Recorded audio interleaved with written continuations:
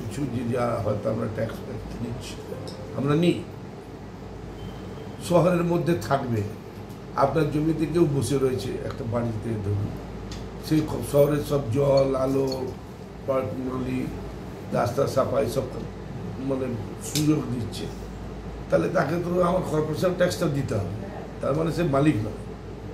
কিন্তু এই গুলশান কলোনিকে কে, এরকম কথা তো আপনাদের তৈরি করার ম্যানুফ্যাকচারিংয়ের খুব মানে হ্যাবিট আছে ভালো।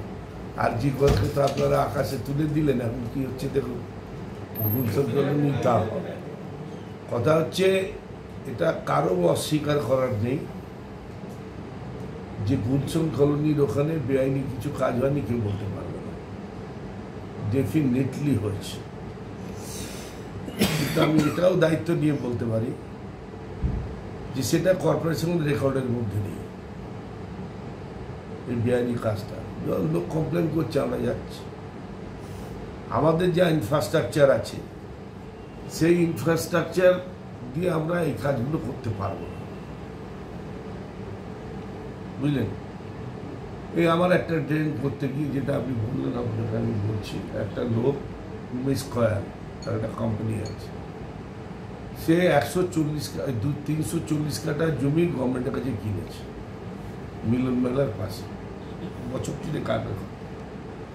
আমার ড্রেন করতে গিয়ে ওখান থেকে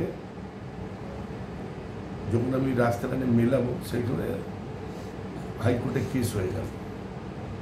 আমার আগে 20-22 বছর ধরে কেস চলছে। আমি জানতে পেরে খোঁজ দিলাম, তখন দেখলাম যে 340 কাঠার মধ্যে 140 কাঠা জমি গভর্নমেন্ট আমাদের অ্যাকুইজিশন করে দিয়েছে কর্পোরেশনে, সেটাও একটা প্রমোটার কিনে নিয়েছে গভর্নমেন্ট। অফিসার তার ডকুমেন্ট আছে, আমার কাছেও ডকুমেন্ট আছে। তো সেই যখন রেজিস্ট্রি করছে তার আগে আমি জমি পেয়েছি, মানে কর্পোরেশন পেয়েছি। তাকে ডেকে বুঝিয়ে বলে সব মিটিয়ে তার 240 কাঠা দিয়ে দিলাম, 140 কাঠা আমরা নিয়ে নিলাম, আমরা ড্রেনেজ খরচা করে নিলাম, 140 কাঠা জমি ঘিরে নিলাম। নজরে এলে আমরা ডেফিনেটলি